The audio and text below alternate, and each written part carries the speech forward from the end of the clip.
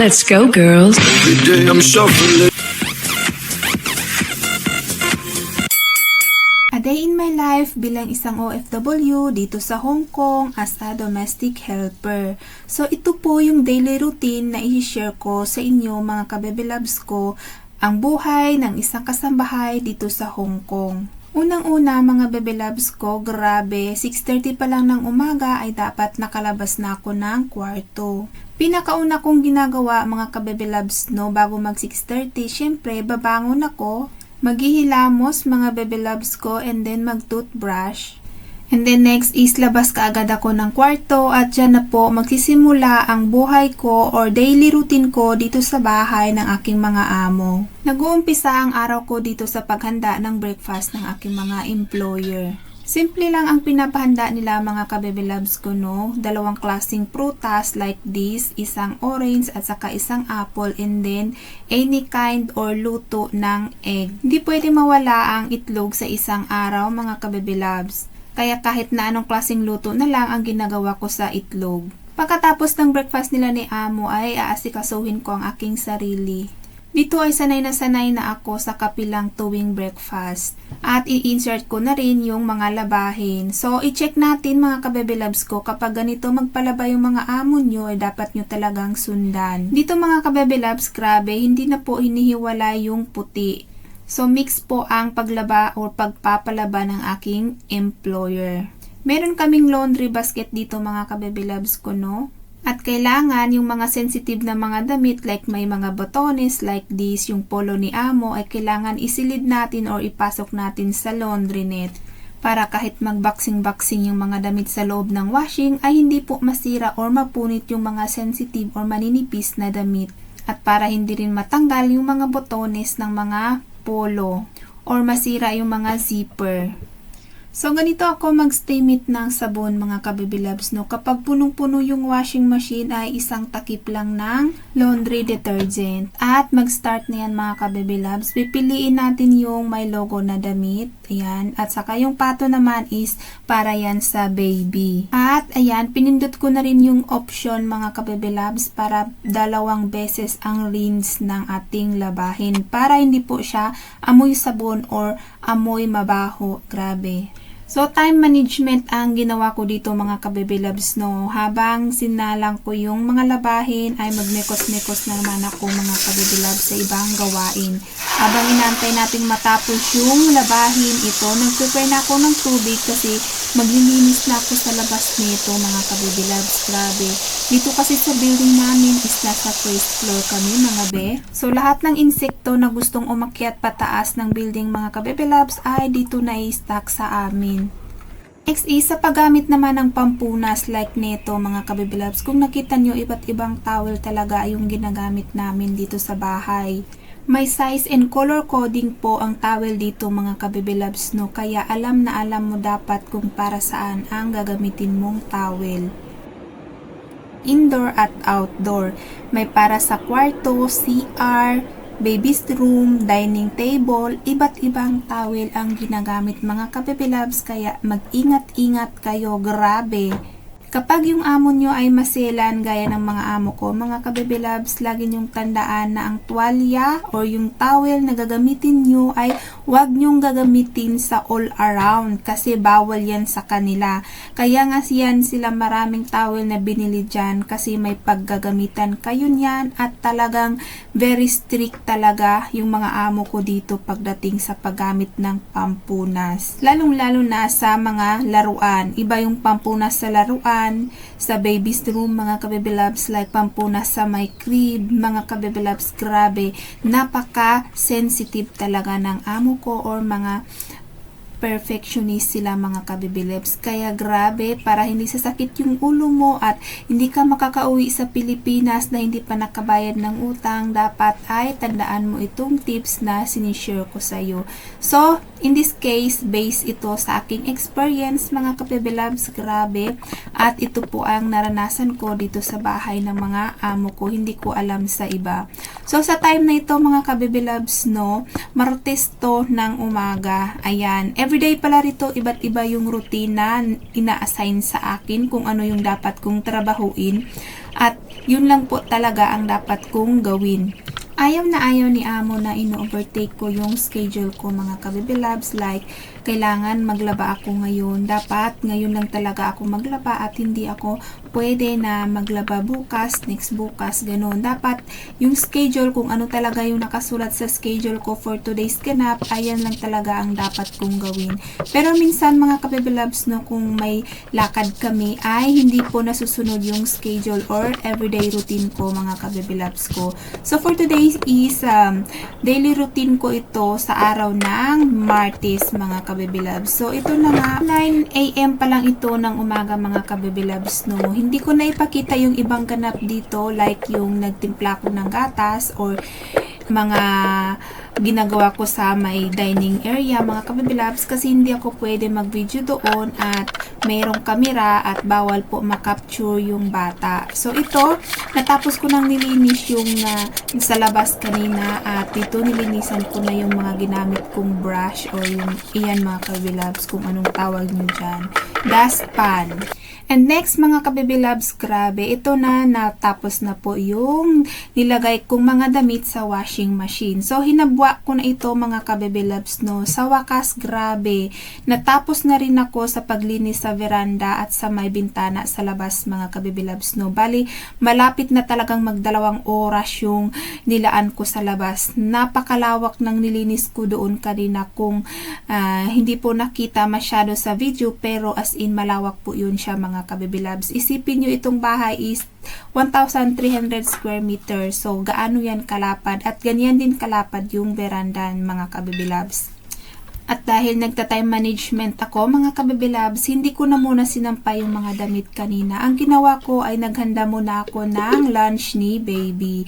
So itong lunch mga kababy loves, no, bali 30 minutes ito bago maluto. So habang nagsasampay ako, tamang-tama maluto na ito mamaya pagkatapos kong magsampay. At niluto ko lang ito sa may steamer ng baby mga kababy loves. At mamaya imikos-mekos ko yan para pagkagising niya is ready na yung pagkain niya. So, ang isa pang luto na ginagawa ko is ito. Nagpakulo ako dito ng, tawag nila dito is noodles. So, ayan po ang noodles para sa baby. So, ang ginawa ko dyan mga kababy loves, no, is ayan, in-steam it ko yan sa aking kamay. Grabe, steam it is real talaga. So, dito mga kababy loves, no, yan, nag-uumpisa na ako na i-cut-cut yan to maliit dahil hindi po yan kaya na nguyain ng mataas ni baby kasi yung dulo na sa tiyan na, yung dulo is nasa ilong pa, charing. So, ayan mga kababy loves, grabe, nag-start na po ako dito mga kababy loves. Pakuluan ko muna yung tubig and then saka ko ilagay mamaya yung noodles ng baby. And next is, mga kababy loves, grabe, nag-prepare na rin ako ng lunch ko, mga kababy loves. Ayan, nilagay ko na yung noodles ni baby. Grabe, ayan po ang technique, no? Time management is real.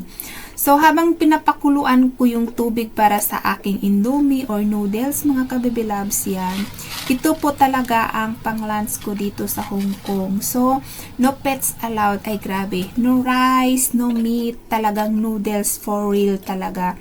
Pero bumabawi kami sa dinner. So, complete family sila dito kapag dinner. Kaya, masarap yung mga pagkain tuwing dinner. So, habang, grabe, time management naman tayo dito.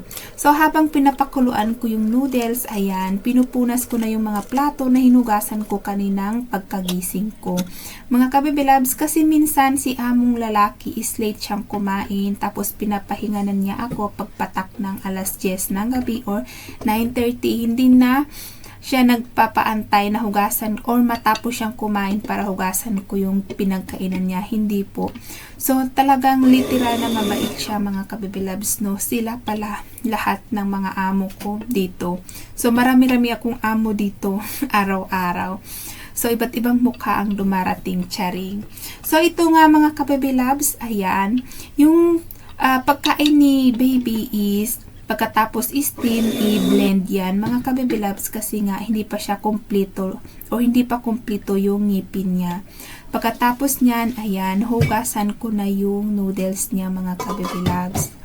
So, Gamit ang mainit na tubig, ayan, kung nakikita nyo, yan po talaga ang panghugas ng noodles dito. Mainit na tubig para yung pagkain ng baby is still mainit pa rin. So, dapat wag gamitin yung malamig na tubig kasi pagkatapos mo hugasan is lalamig na yung pagkain. So, wala siyang gana. And sa paghanda ng pagkain ng baby, todo ingat rin ako dito kasi nga may CCTV sa taas ng ulo ko. Ayan. Bantay sarado yung mga galaw ko dito sa loob ng bahay. And ayan, pagkatapos nun is hinanda ko na rin yung aking pang lunch. So sa pag-serve ng mga pagkain ay wala na akong video pagdating doon kasi maraming mga mata or mga bantay doon. Maliban sa live CCTV ay merong mga nakasabit na electronic CCTV charing. So ito pala yung pinapartner ko sa aking noodles. Ayan. Noodles or Indomie with egg. So, nilagay ko na po yung vetsin. Grabe. So, ito yung pagkain na paborito ko. Mula nung nag-Saudi ako hanggang dito sa Hong Kong ay paborito ko pa rin ito mga kababy loves. Kahit saang lugar ako dalhin, hindi pa rin mawala sa akin yung Indomie. Parang nagiging kambal ko na siya. Indomie is life. Inikos-mekos ko lang yan mga kababy loves, no? Ayan. Tsaka nilagay ko na yung egg. Hindi ko alam kung saan saan ako nagmana sa pagluto ng itlog na hanggang ngayon hindi pa rin ma-perfect. So, grabe. As in. So, mga kababy loves, ganyan talaga ako magluto or gustong-gusto ko yung malasado na itlog. So, mga kababy loves, kung hindi nyo like yung ganyang pagluto, hayaan nyo lang ako kasi yan talaga ang gusto ko para sa aking panlasa at hindi tayo magkakapareho. So, ayan, kain tayo. So, grabe mga kababy loves, maanghang to as in. So, habang kumakain ako mga kababy loves, no, iniisip ko dyan kung ano naman yung mga susunod kong gagawin. So, sa mga oras na ito is, tapos ko na palang isampa yung mga damit kanina.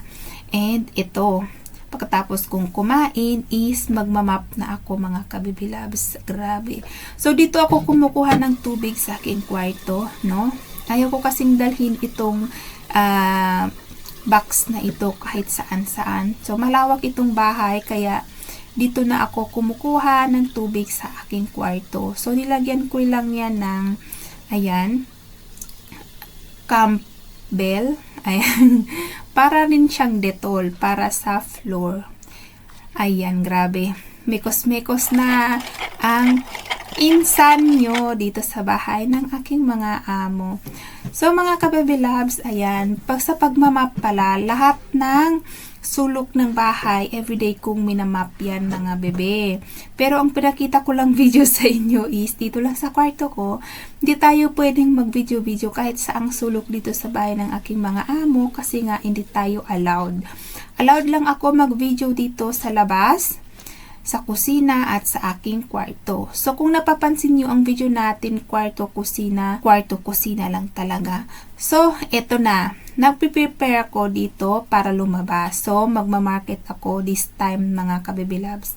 Tanghali na ito. So, bali, sa time na to, kumakain na yung baby. So, habang kumakain yung baby, ito pala yung pinabili ni amo sa akin. Ayan, yung resibo, cellphone at saka yung octopus or parang ATM sa atin. So, yan yung gagamitin ko sa market. Pambili ng mga pinapabili ni amo. So, bali nag-jogging pants na ako dyan mga bebe. So, dito pala kapag lumalabas kami, no, dapat magbihis ka.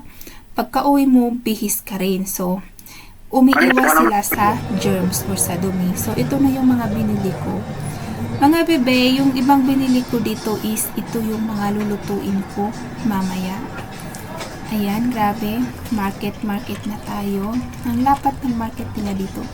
So, gusto ko rin i-share sa inyo mga kababy loves, no. Dito is wala po silang packer. Ayan. Ikaw po ang magpapak. Ikaw rin ang pa-counter ng mga binili mo gamit ang octopus. Meron silang counter dito na mag-a-assist kapag cash At kapag card naman, no, or itong octopus card is ikaw yung mag-punch ng sarili mo mga grocery.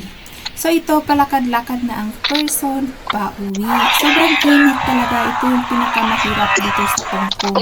Lalong-lalo na sa mga helper na nagmamarket araw-araw. Kasi nga, dito mga kabilabs, ayan, sa village namin is walang tricycle. O lahat talaga dito, gamit dito is, or ang transportation nila dito is minibus ka dyan. Minibus, big bus, train, at saka yung barko, boat sa pandagat. Meron dito mga kabibilabs at operate yan sila araw-araw. So, yan, pagkadating ko sa bahay, chinek ko yung mga labahin, mga kabibilabs, kasi parang uulan na, no? Estimate talaga, pagbalik ko parang uulan na. Mabuti na lang at habang nasa market ako ay hindi pa po umuulan.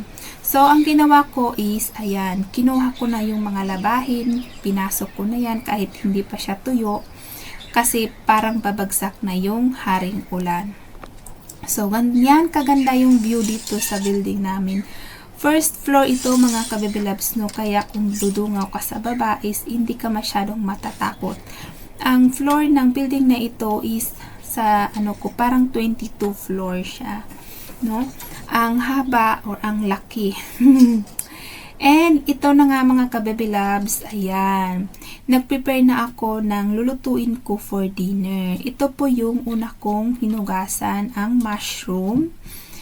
So, sa dinner mga kabibilabs is once a week lang ako nagluluto. So, nakadepende sa amo ko kung ano yung araw na gusto nilang ako yung magluto. And next is, hinugasan ko na rin dito or nag-prepare na rin ako ng dried tofu.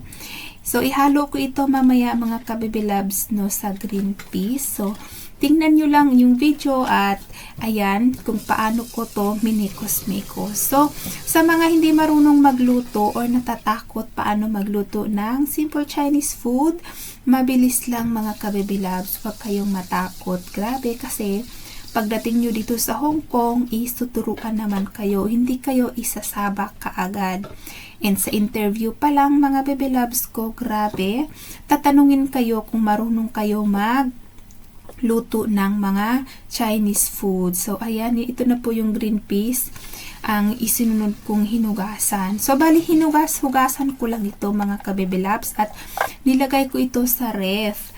Kasi dito hindi pwede na malate ako sa pagluto at para hindi po yung parang nararush yung paggalaw ko or pagluluto ko is maaga pa lang is ayan, hinuhugasan ko na yan para pagkagabi is isasalang ko na lang yan o lulutuin ko na lang. So, wala nang hassle kahit na malate ako ng 30 minutes sa i-start sa pagluto is walang problema kasi nakahanda na ang lahat ng mga ingredients na lulutuin ko mga kabibilabs. So, ito na yung mga binili ko kanina. So, ilagay ko na yan sa ref pagkatapos kong hugasan.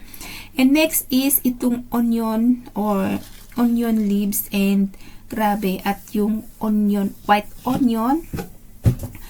Mga kabibilabs, dito pala sa Hong Kong, no, hindi sila mahilig gumamit ng bombay. Pero, ang ginagamit nila dito is laging ahos. So, kapag ako ang nagluluto, naglalagay ako ng bombay kasi feeling ko hindi kasi kumpleto yung o hindi masarap yung luto ko kapag walang bombay. Pero mostly mga kabibilabs, no, lalong-lalo na sa gulay. Itong luto kasi natin ngayon is medyo may karne siya, no? Kaya gumamit ako ng bombay. Pero kapag mga gulay-gulay lang, mga kabibilab is ito lang, garlic lang talaga ang ginagamit. Ahos is life sila dito. Hindi pwedeng mawawala yung ahos. So, ayan. Pin-prepare ko rin yan mga kabibilabs at ilagay natin yan sa ref. And then, ito, ang next ko namang hinugasan is yung boneless na isda. So, ayan. Hiniwa ko lang yan pag ganyan, no? Bale, itong isda na ito is halos kapag pinapaluto ako, nagluluto talaga ako nito kasi paborito ko yung isda mga be. Ayan, at minarinate ko lang yan gamit ang sesame oil. Yan, ahos. Hindi. Sesame oil, at saka ayan, luya, and then paminta. So, yan lang po ang gusto nilang ipalagay. So, mga ka-baby loves, no, huwag kayong matakot kung ano yung lasa ng lulutuin nyo. Lagi nyong tandaan, magtanong kayo, no? So, para malaman nyo kung ano yung dapat nyong lutuin. So, pagkatapos kung, bali, alauna na to ng hapon, mga ka-baby loves, no, ang paghanda ko kanina o paghugas ko ng mga ingredients para sa dinner. And next is pagkagising ng bata, bali hapon na ito ha, tea time na namin. So, tea time is, yan, oras na ng merienda. So, kapag sa merienda or tea time ng bata, any kinds of fruit lang talaga ang hinahanda ko dito. Like ito, apple for today's video, ang tea time ng alaga ko, mga bebe. At ako naman is, hindi ko alam ano yung kinain ko sa time na yan. Pero, araw-araw may dala si lolo na kape para sa akin or soft drinks, and then isang pirasong tinapay. Yun ang kinakain ko sa tea time ko. So, sa paganda ng tea time ng baby is ganyan kasi wala pa siyang ngipin. Yung malaking slice is para yan sa lola. Tapos yung kina-crush ko is para yan sa baby. So, ito na time na to is tapos nang maligo yung baby, no? Pagkatapos niyang kumain ng apple ay naligo na siya. So, nilabhan ko na yung damit. Sa pagligo is bawal tayong mag-video kasi nga sa sala yan at sa CR, sa kwarto nila may mga CCTV. So, next ko namang piniprepare mga ka-baby loves is yung pang-dinner ng bata. Ayan, di ba? Super busy for today's ka na. Ayan. Sa pagluto ng karne para sa bata is, ayan, binablanch mo na yan. So, pakuluan ng tubig, ilagay yung konting karne para mawala yung germs niya. And then, ayan, i-chop-chop ko na yan siya, mga ka-baby loves, lahat ng ingredients. So, ang gamit ko pala rito na ingredients is itong corn, pork, meat, and then yung, ano ba to? Mushroom. So, bilog to siya na mushroom. So, good for health daw ito. So, ayan na nga siya mga ka-baby loves. Ayan. So, ang ginawa ko dyan mga be is, ayan, grabe. And then, rice pala. Minsan kasi noodles. Ayan. Nag-prepare na ako, nagpakulo na ako ng tubig. So, ito po ay congee ha. Ang luto ko for tonight pa-dinner sa aking alaga is congee. So, kung nakikita niyo yung kanin, nilagyan ko ng tubig and then mix ko para po hindi po siya magdikit-dikit kapag nilagay na sa mainit na tubig. Ayan. And then, nung sinalang ko na yung congee is, tinanggal ko naman yung mga damit ni baby sa washing machine at sinampay ko. And then, ito na. Pagkaluto ng congee is, prepare na rin ako dyan ng kanin namin para sa dinner. So, bale 6:30 na ito ng gabi mga ka-baby loves, no? Sa 6:30 na yan, grabe, hindi ko na alam anong mga pinaggagawa ko sa mga oras na yan. Ang mga video na wala ako mga ka-baby loves, no, is part na yan na nasa pwesto ako na may CCTV, bawal ako mag-video. So, 1 cup na kanin lang talaga every night para sa amin tatlo ng amo ko. So, kasyang-kasya na yan sa amin kasi yung amo kong babae, mahina siya pagdating sa rice. 1 kutsara, 2 kutsara is okay na siya. So, itong time na to ay nilabas ko na yung mga hinanda ko na kanina o hinugasan ko na mga ingredients. At magsa-start na ako para magluto ng dinner. So, ito, prepare na ako dito ng sauce para sa lutong ito. So, ito na nga mga ka-baby loves. Kung nakikita nyo, sesame oil, the same pa rin.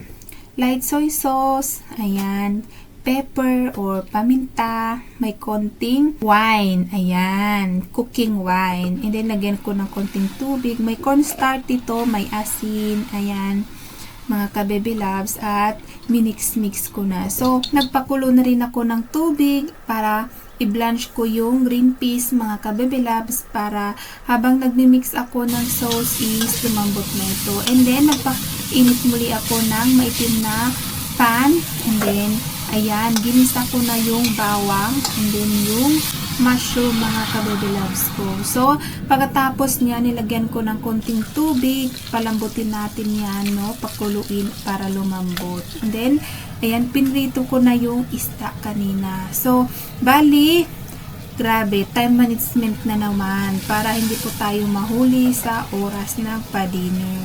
And then next is, nilagay ko na yung binlanch ko na green peas, itlog, and then yung dried tofu kanina at saka yung sauce na minix ko. So, pakuluan lang natin yan hanggang sa lumapot siya konti mga ka-baby loves ko, and then iset aside natin. Pagkatapos, grabe. Next is, ayan, pinrito ko na yung barbecue beef natin mga ka-baby loves. Sa mahinang apoy at mga 4 minutes lang ito mga ka-baby loves kasi bawal ang beef na tumagal sa kawali kasi titigas ito sa mga ka-baby loves. So, ganyan lang. Bali na marinated na ito bago ko siya binili, and then sinaslice ko lang siya, ganyan siya kalaki, no? So, bali, barbecue beef to mga ka-baby loves, no?